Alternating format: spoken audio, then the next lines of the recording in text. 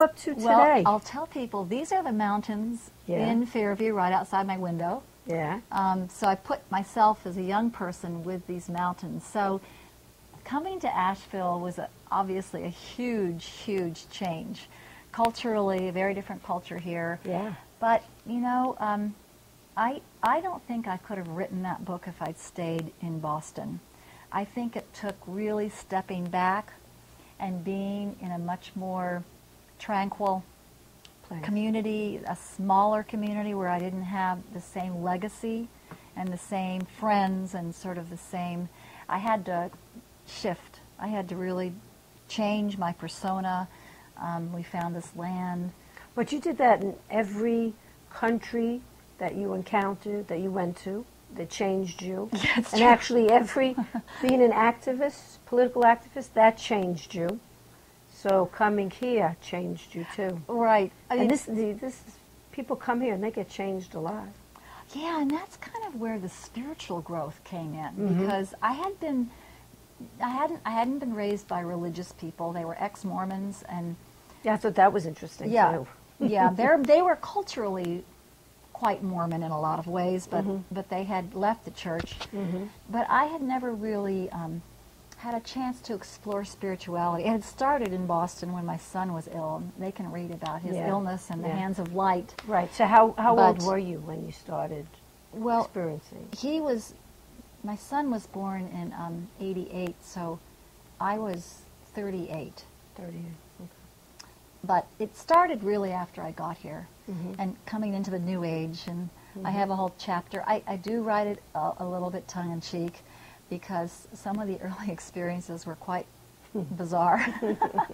But I do feel like I ended up becoming a massage therapist because of it. I mean, I learned about the chakras and the energy fields and how people were trying to, you know, practice healing techniques that were addressing, you know, emotions and spirit as well as physical, and looking at the role of stress on the body, and all those things are huge in Asheville. And I was here kind of at the beginning, before it kind of got that reputation of being a place where a lot of alternative healers were, and I just watched it grow, and I was part of that. And I've had a private practice for 10 years, and you know, I began to read a lot of metaphysical works and a lot of Buddhist works, and then I journeyed, you know, to India and Peru, and had some really interesting experiences, just inner transformative things that went on.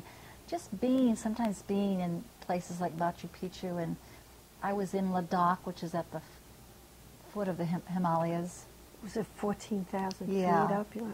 Yeah, and you know, just being there in a situation where you have to really confront the energies of something about the height of some of those places, plus some of those ancient sites, I think, are emanating some mysterious sort of energies that maybe you couldn't say were scientifically measured, but there were some. And well, I was on a spiritual trip in Peru, and we did take an herb that did produce some opportunities to kind of be outside of the normal Oh, you did? vibration. Okay. Well, Right. I heard drumming and chanting at the portal. You'll see a picture of the portal in there.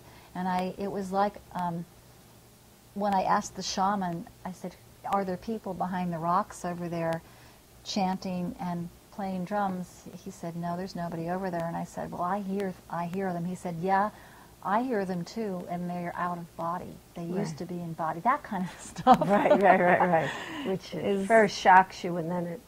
Well, why not? Yeah, there's no explanation, but it starts to stretch your mind, much like LSD did. Well, I didn't say that, but I did. You know, a lot of us tried acid. This was later in life, but it was coming, I think, from a healthier place, because I had already had some of that, but it just deepened naturally when you start to meditate. Yeah. You can open yourself up to that kind of. Yeah, and then when all those experiences happen, it doesn't drive you as crazy. I mean, it's like, wow. Yeah, a little more grounded within Yeah, your, when you do it older. when you're a mature and a little older. yeah, then. and you can come back to reality. And you've been. Yeah, boy, am I glad I didn't have these experiences when I was 19. I would have really been. You know, I had mine a little older. Little older. Yeah, I think it was like in the late 20s I was, early 30s. That's when my spiritual journey began. Yeah. Yeah. So it's a But very interesting journey. I think Asheville promoted that because a lot of my friends back in Boston never really sought spirituality, and they still haven't. And I don't know that I would have journeyed that far if I had been back there. You know? When it grabs you no matter where you are. I mean, you can ignore it if you want to. Yeah. And if it's for you, it'll just hit you over the head Yeah. and drag you. She knows. But Yeah, somehow I know, the mountains here helped me, I think. It's really, the mountains are really, they just do it, So, you know. that journey here was middle age. So where are you going next? Where am I going next? 2 minutes. 2 minutes. Where are you going next? Well, I mean, I think you can tell I us. kind of end the book with, you know, I think the inward journey becomes more important as you age. I really do. I mean, I think we still travel outward, but I think a lot of moving into elder years is develop. I want to work more on my meditation practice. I want to learn and go deeper into meditation. But I'll always be an activist. I mean, I'm for Obama, you know, and I'm out there, you know. I was for Hillary. I love them both. I do. I love them both. But I mean, you know, it's like to see a woman and a person of color. That to me was like the sort of final celebration of what we all went through Well, and you know, what we promoted yeah, and and opened it was- the doors for. It was you know. really funny because this was the first candidate that I've ever been involved with.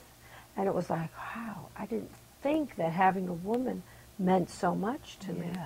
You know, but it symbolizes. Yeah. Oh. And there'll be more women and Sure more there will. women. I mean, once the door's open, Then- that's it. And she did it. opened it because they couldn't knock her down Yeah. for anything. I mean, they tried with her husband and all that stuff, Yeah. but they couldn't. And the same with, you know, Obama. I mean, you know, Yeah. he's there and he's going to, And others will you follow. know, and others so. will follow. I mean, I think that's it. Okay, Sid is going. Thank you very much for coming. It was delightful. I enjoyed your book. And read Kendall's book, Radical Passions. And I'll see you next week.